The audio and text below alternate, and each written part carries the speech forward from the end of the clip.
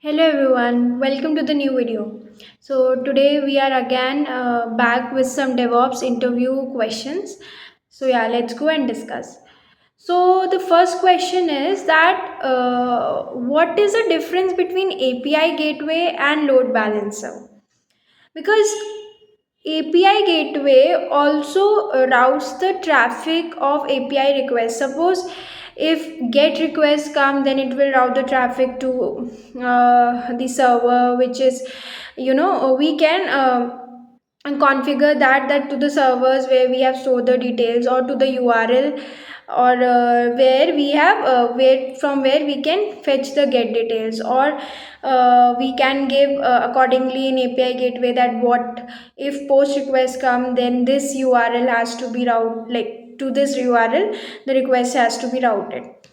And load balancer also, in load balancer also we have to give that which port, at which port, and which URL our request will go. We have to make all these configurations. So what is the difference between API gateway and load balancer? So first difference is in load balancers we can route the request, whether it is HTTP, HTTPS, anything. But in API gateway we only route the request of HTTPS. So and API gateway is like pay as you go. Like if the servers are, like if the request is coming, then accordingly the pay, else it will not be, we don't have to pay for it. But in load balancer the case is different. We have to pay because the servers will be running it, so minimum servers will be there. So yeah, basically this is the difference that you can tell. If the question asks that should we, can we configure API gateway instead of load balancers, and like if we have to route the request, or if we have to direct the request to the EC2 servers or traffic, then can we use API gateway instead of load balancers? So you can tell like this differentiation you can tell. Second question is that like if we have to connect servers of two different VPCs, if we have to establish communication between two different VPCs, then what is actually happening? So one VPC will make a peering request, and from the other VPC we have to accept that request, and then we have to make the changes in the route table, establishing the connection that if the request come from this VPC, then it is allowed and it can be routed. So accordingly this you have to tell, like you have to build a trust policy between both the VPCs, okay, to let the traffic flow in and out of the both the VPCs. Then second thing is they can ask that if you have to connect multiple VPCs, then what you will use. So for that we will use transit gateway. If we have to connect the servers which are on-prem, or servers which are in different cloud, and servers which are on different cloud, how we can connect those servers? We can use site to site VPN, we can use VPC peering. So sorry, VPC peering, no, AWS direct connect. So all this thing I have made one video about site to site VPN, so you can refer that how we configure, like how we have to configure the gateways, how we have to edit the route table, and then and route table propagation, and how we have to make the connection. So this should be very clear in your mind. Then next question is that how is auto scaling and load balancer working? So basically load balancer is there to to route the traffic which is coming. Okay, we have application load balancer, we have network load balancer. So application load balancer is working on layer 7, and network load balancer is working on layer 4. So application load balancer is managing the load which is like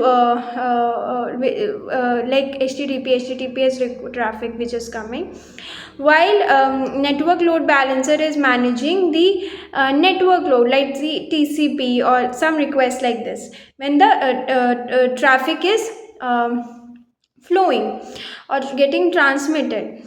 Then the auto scaling groups are basically, so while load balancers are there, so load balancer creates a target groups. So in a target group there will be servers, minimum number of servers that we will keep, and accordingly it will direct the traffic.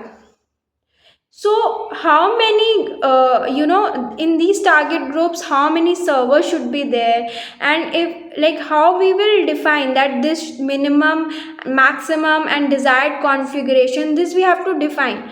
So this all is managed by auto scaling group. So whenever there is a traffic coming more, so this auto scaling group will accordingly whatever minimum, desired and max configuration we have set, accordingly it will scale up the servers or scale down the servers. So firstly, if the traffic is not much there, it will only have the minimum servers which is defined. Else if the traffic is more, it can go high. Then it will establish, like we have to give desired, and max is when the traffic is so much, then it will go for max creation of servers. This is not like we have to, it will deal only with EC2 server. It is also, of course, the auto scaling groups are created with our EKS also, where our nodes are scaled up and down accordingly, where we have to give the configuration we have to give accordingly. Pods and everything will be created. So in this way, ELB, or you can say load balancer, and the this auto scaling groups are working together to manage the load or manage the traffic. So in this way you can explain. And also sometimes they will ask about the monitoring, they'll ask about monitoring tools, what are you using. So for application monitoring, what are you using? Then for log monitoring, what are you using? So application monitoring is basically our application is up or not. If the ping is working, we are able to it will do that monitoring. Then we can define the matrices, like if CPU is fine, if memory is fine, we can define the threshold. While the log monitoring, what it does, that our application always create a log, like whatever application.log, so they will be stored. So when the monitoring we set on these logs, and it will it will read the logs, and it will accordingly, if some error is found in the log, then it will generate the alert. So this is called log monitoring. So you have to be defining the monitoring at this level, so that they understood that you have an idea. Even if you haven't worked as a DevOps engineer on monitoring tools, you don't know how it is configured, but still you have a good knowledge about it, because at the end DevOps engineer is monitoring their application. If any issue is coming, they have to deal with that situation readily. So yeah, that's all for today's video, and I hope it's helpful, and I'll give all the questions in the description link, so refer it from there. So yeah, that's all. Bye.